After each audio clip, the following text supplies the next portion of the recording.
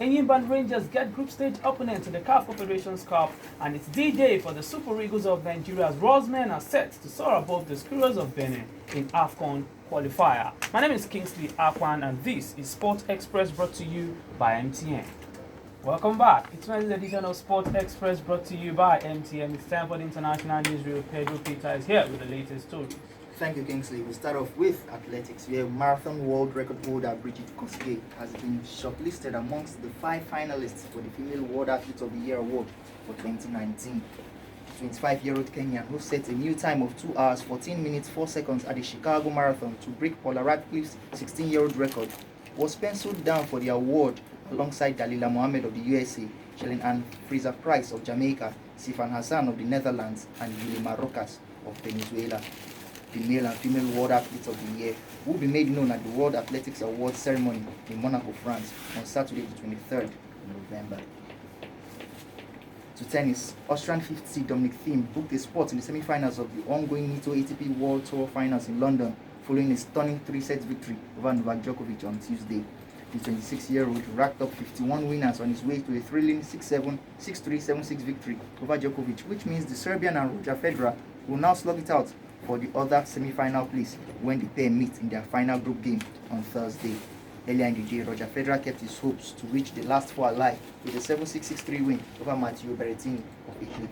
Elsewhere, former world number 4 and 2014 Australian Open finalist Dominika Sibulkova has announced her retirement from the sport at the age of 30.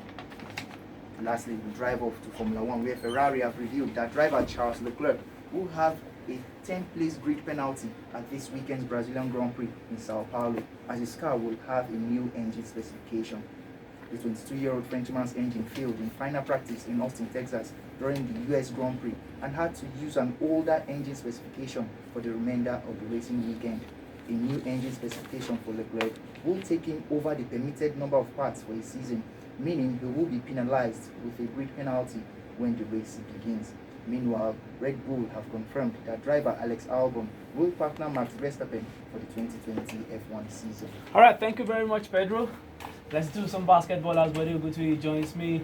NBA results. Los Angeles Lakers defeated Phoenix Suns 123-115. Anthony Davis with 24 points and 12 rebounds for the Lakers in that winning effort. Sacramento Kings defeated Portland Trail Blazers 107-99. Detroit Pistons lost to Miami Heat 108-117. Chicago Bulls 120 victors over New York Knicks, who posted just 102 points. Atlanta Hawks defeated Denver Nuggets 125-121. Philadelphia 76ers edged Cleveland Cavaliers 98-97, just 1 point in that one. Joel Embiid with 27 points and 16 rebounds. Indiana Pacers outpaced the Oklahoma City Thunder 118-85, while the Utah Jazz defeated Brooklyn Nets 119-114. Buddy, all of these games, excitement, and some teams failed to live up to expectations. I felt the test for the Suns was the visit of the Lakers. The Lakers are now, I think, 8-2. 8-2, yes. 8-2, and still going good because they need to be challenged towards the playoffs. They are still the top team in the West. No surprises there. The Rockets seem to have found their balance, but I'm shocked that Nuggets lost at home. Yes. That was a shock. Cavaliers lost by just 1 point at Philadelphia. Philly, yeah. I think the league is regaining its balance. Last season, we saw a lot of teams like the Cavaliers and the Suns that have been blown out. But now, they are finding wins where we thought they wouldn't win. They are getting close losses. The only team that has not surprised me, New York Knicks. They are still the same old. Okay, yes. Thank you very much, buddy. After the break, so much to talk about on the Nigerian sports scene. We'll be right back. Welcome back. It's still the midweek edition of Sport Express brought to you by MTN. Bodegutu is still here, and it's time for the Nigerian sports scene.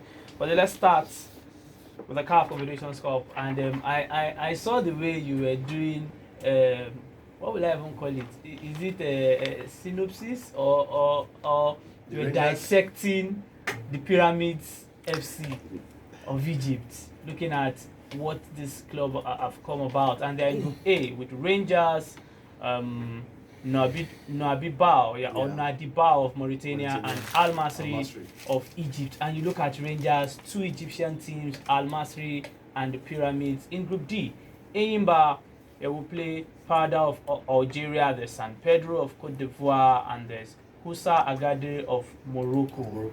None of this group look. I think both of them will have their work cut out. Rangers also, they have games against these two Egyptian teams, both at the top and at the bottom of their listings. They host Pyramids in the first game, December 1st. Then they travel to play Al Masry. Then the same fixtures at the last two games. So all the points that they want to get should be in that game, the game against the Mauritanian side. Modiba. They need to get those 6 points by whichever means. A lot of people don't know, but Pyramids are probably the richest team on the African continent. Their first owner was the sports minister of Saudi Arabia. He spent almost $63 million in his first 2 months in charge, importing players from all over, getting coach from all over. And another person for this, another person has taken over the team. This one is from the UAE, another Dubai billionaire has taken over the team. They now top the Egyptian league, and they become like Rangers with everything. I know Rangers will be ready for this because I know they have people in their management that know how to use the internet. They should start researching because so that they will not be surprised when those guys show up December 1st. The 2 home games they've played and in qualifying have not been convinced by them. Yeah. So this is the test, and then they go to face Al Masry. They better be ready. Okay, let's talk about the under-23 Eagles, and it wasn't a vintage performance because I saw that game from start to finish. But I was particularly impressed with Valentino Zoafo. Also the captain was very, very good. Then you know what Itawa Oni would bring, like you mentioned here yesterday. I think he kept his cool to get the 3rd goal. Defeated Zambia 3-1. South Africa also beat Ivory Coast by a lone goal. South Africa topped the group with 4 points. Nigeria 3 points. Ivory Coast also 3 points. Zambia at 1 point. Any of these teams will still qualify. But in Group A, like we saw, Egypt, Ghana was a game if you haven't and a half. If you didn't see that game, just go and look for the highlights. 3-2, the Egyptians defeated the Ghanaians, and Cameroon also beat Mali 1-0. Egypt topped the Group A 6 points. Cameroon second 4 points. Ghana 1 point, and Mali no point. But for the under-23 Eagles, did you see anything yesterday that at least should give a bit of hope to Nigerians? They scored goals from set pieces. Our prayers work. See, we always complain here that Nigerians don't make use of their set pieces. But their first goal was a corner kick that was Okonkwo had done to the net. The second goal, Sunusi played the free kick, played the corner kick. And second goal, Nwakali scored. I wasn't expecting that. Well, so for me, I think that's a positive. I also like the way Imama changed the team around. I was on for, of course, he was forced to play Zoafo because Olisanda was sent off. Then Aliu Adam was dropped as keeper Okechukwu Azubike, who joined the team, stepping to partner Kelechi Nwakali in front of the defense. Then Brighton Obohare, who started the last game, Amu Olabiron, both of them were dropped. In their places, Sunusi Ibrahim, who came on for Brighton, the last game started, and then Odion Koko, who led the line in the first game, dropped into the middle to play alongside the FM. The Tawuni, of course, led the line. It was a bit better than what we saw the first one. True. But it must be said, they were very lucky because of the pace of those Zambians. They should have been 3 or 4 up before even got a goal, but they couldn't take their chances. But hey, who cares? 3-1, Nigeria win. On to the next one. Yes, on to the next one, and the next one is the Super Eagles of Nigeria, who will play in the Squares of Benin. Today, I think the match is 5 p.m. At the U International Stadium. You can call it the Gospel Fabio Stadium. And you look at this team, we hear Joe Aribo, Moses Simon, maybe they came into camp too late, they might not play, but we know Kenneth Raw, and Kenneth Raw always loves to play the guys I can trust. I was looking forward to see Aribo play in this game. It's like the perfect game for him. In front of home fans, and then on the pitch that is fairly decent. Yes. I was hoping to see him, so we can put a stamp on his genuineness. We have seen him in 2 games and we are excited. But this is a competitive game. I mean, nice to see him, but he's not going to play. Hopefully, he'll get to play the second one against Brunei. But that's it. With the role that we know, we might see Aribo play. Well, it's not impossible. Look, for me, just get the win. Yes. And every other thing is secondary. The way world football is now, we have seen the Benin, they played well. When we've seen them in the past, they also have players coming from France. And even though these guys are playing the lower divisions of France, they are a team. they meet together regularly, they train together, they together regularly. They know that the biggest weakness of the Nigerian team is that we don't play as often as we should and we keep changing. Yes. They are the same unit. They don't get, because they are not that plenty. They have a set team and they play regularly. Whether it's regularly, they play regularly. Yeah. And so they know themselves, they defeat and they give us enough for our money. But for me, just get the win and I'll be fine. Okay, just get a win and Bode will be fine. We also be fine. Bode, before you go, let me put you on the spot.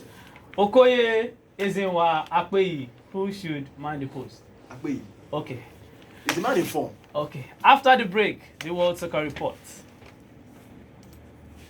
Welcome back. It's the final lap of Wednesday's edition of Sport Express, brought to you by MTN. It's time for the World Soccer Report. Slim Yemi not here. Fat Bolu Money is here. This guy. Bolu. Let's talk about players, club, country. Mo Salah. We hear he won't be playing for Egypt in the qualifiers against Kenya and Comoros.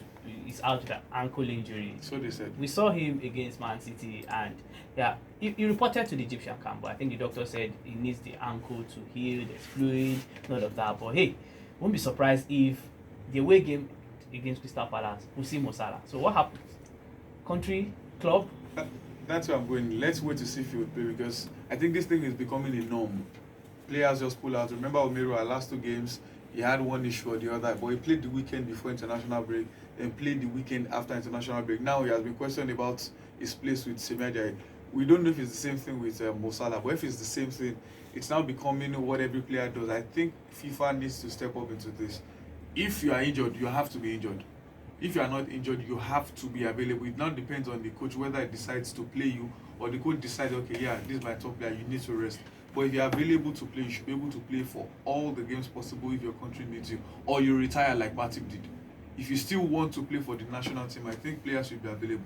But let's wait and see if Salah would be ready for Liverpool again. But if he is ready for Liverpool against Palace, I think his loyalty or his patriotism will be called into question. Yeah, questionable. But if I were to be Jurgen Klopp, I would just rest him and use him for the hectic fixture in December for the running. Now, still talking about international football, let's talk about the 3 Lions. We mentioned it on the show, myself and Yemi, yesterday, about what's happening, Sterling and Gomez. Now, Sterling came out yesterday to drop a post. You can call it an apology. Players get emotional and all of that. But we hear that it's Sterling who really caused the issue in camp. And some media platform have cited that Gomez had a scratch on his face, that maybe it's Sterling or all of that. But don't you think that this might cause a bit of disruption in the 3 Lions camp? Knowing fully well that Callum Hudson-Odoi came out to say Sterling is his idol, he has watched criticism and all of that. When players start, pitching tents, team Sterling, team Gomez, how would Southgate manage that? Raheem Sterling has been the front man for racism, fights against so many things, and received accolades for it. And many people have been waiting for this chance, just a slight error to jump on him, and now the opportunity came. I think the England FA should have handled it better. We've seen things like this over and over again. I remember Mourinho Guardiola's days in Spain, where all the players fight almost every game, but when they get to the national team, definitely you can't tell me there won't be rifts. But the manager managed it well. Fine, it wasn't Southgate that made the decision, but like Ferdinand said, he said Southgate can't say he has not seen these things as a player and as a manager. Rifts will come. I remember Bergkamp's interview talking about how Martin would definitely Martin Keown sometimes the training hit him hard, but it's a norm. Players will get over things like this. Now sending him away from the team, but he's still part of the team, but he just won't play. Yeah. I think, like Ryan said, will cause a bit of a rift, especially if they fail to win that match. The talks of Raheem Sterling could have done it better. Yeah. I think they should have managed it better, found a way to kill it up the play, because nobody saw what happened. It's just what they are reporting. Ferdinand used the word told in quotes because it's what they told us. So if nobody knew about it, I think they could have found a way to manage it. He said they are friends. Players will definitely get at each other, especially at a game like that. That has been probably the biggest game in England for years. So I think England FA should have found a better way to manage it. All right, thank you very much, Bolo Money, and that's our show. Stick with football for the best of the rest. Where Super Falcons goalkeeper Alaba Jonathan is seeking asylum in France after defecting to Europe upon conclusion of the FIFA Women's World Cup last July. The 27-year-old Bayelsa Queen star, who made the Falcons squad to the World Cup, did not return with the rest of the squad to the country after the team exited the tournament at the round of 16. Jonathan is currently in France after being apprehended by police in Belgium and sent back. Wow, Nigeria football controversy. My name is Kingsley Akwan. Have a fabulous morning.